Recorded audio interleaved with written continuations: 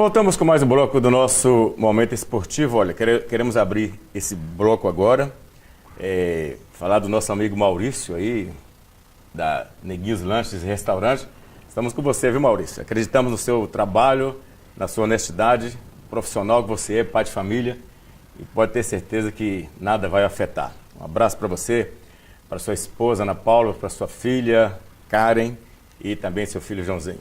Estamos juntos e misturados.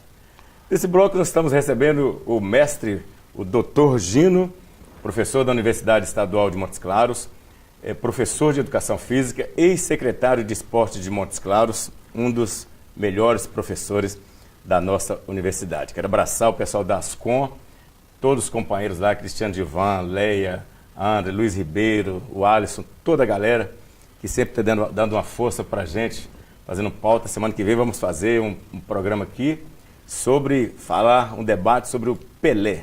Mas hoje o programa é com o Dr. Gino.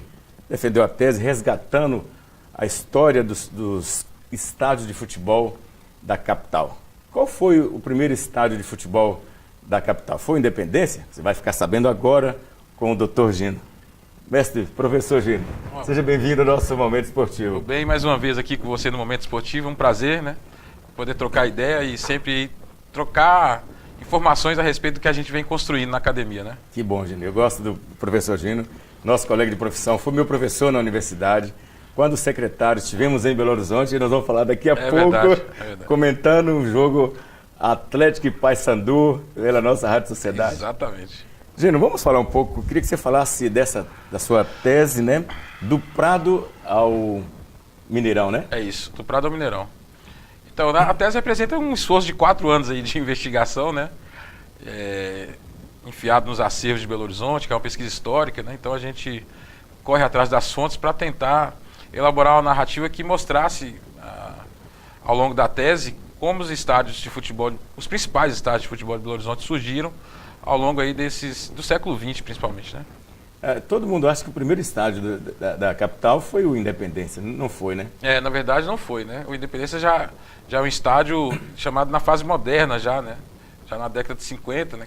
Ele é inaugurado em 1950, e antes dele a gente percebe a construção de outros 5 estádios bastante importantes na cidade de Belo Horizonte, né? Que precederam a Independência. Antes de Cruzeiro e Atlético, não existia Cruzeiro e Atlético. Quem eram os times que mandavam na capital? Cruzeiro e Atlético e América, antes deles. Então, na verdade, o primeiro time o primeiro time de Belo Horizonte vai ser de 1904, né? O Sport Futebol Clube. Mas o Belo Horizonte, ela tem 2 fases do futebol. Essa primeira, que tem o esporte aí, que é uma fase bastante curta, vai de 1904 a 1906. Depois o futebol em Belo Horizonte dá uma adormecida, né? E só volta lá com a fundação do Atlético, do nosso Atlético Mineiro, que existe até hoje, em 1908. Mas só vai, de fato, ficar potente a partir de 1912. Aí tem a fundação do América, e aí sim essa rivalidade América e Atlético começam a demarcar um pouco o desenvolvimento do futebol de Belo Horizonte. Junto com o IALI, que era uma terceira força, né, mas abaixo de Atlético e América, até o surgimento do Palestra em 1921. Né? Sim, que a partir daí que em 42 vira Cruzeiro, isso. É verdade. A gente sabe que sempre comandou os times de futebol são famílias. Sim. Né? Seja em qualquer lugar do Brasil, ela partiu de alguma família. Sim. E uma família tem um certo poder aquisitivo bom, começa a investir nos times de futebol e a partir começa a surgir os estádios e as equipes. Em Belo Horizonte também foi assim? Na verdade, isso é um movimento nacional, né, de que o futebol ele tem o seu berço bastante elitista. Né? O futebol ele chega no Brasil nas mãos de pessoas que detinham o poder econômico e também o status social. Em Belo Horizonte não foi diferente, né? Esse movimento passa pela mão dos jovens abastados da capital, né? Da nova capital. Belo Horizonte é fundado em 1897, é muito recente.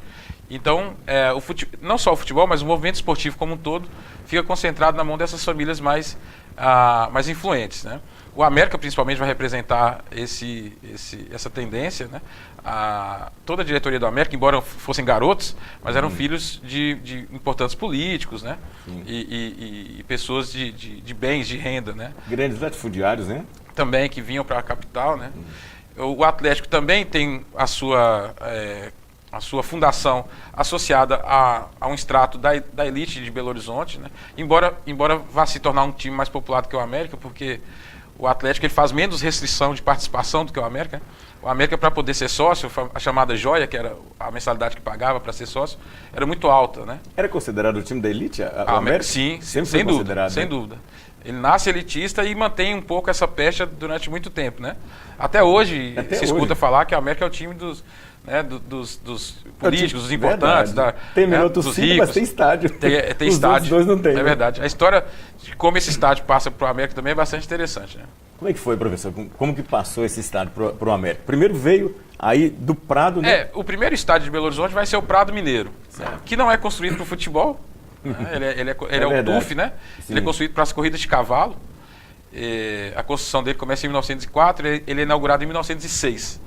O que acontece é que as corridas de cavalo não vingam em Belo Horizonte, né? Não atrai muito público. Eles ficaram vários anos para depois virar estádio de futebol. Então eles ficam ali se esforçando para que o TUF fosse um esporte aceitado na capital, né? Aceitável na capital, mas ele não, pela distância, por ser caro, por ser um esporte muito diferente do que as pessoas que ali habitavam né, tinham costume, então ele não vai para frente.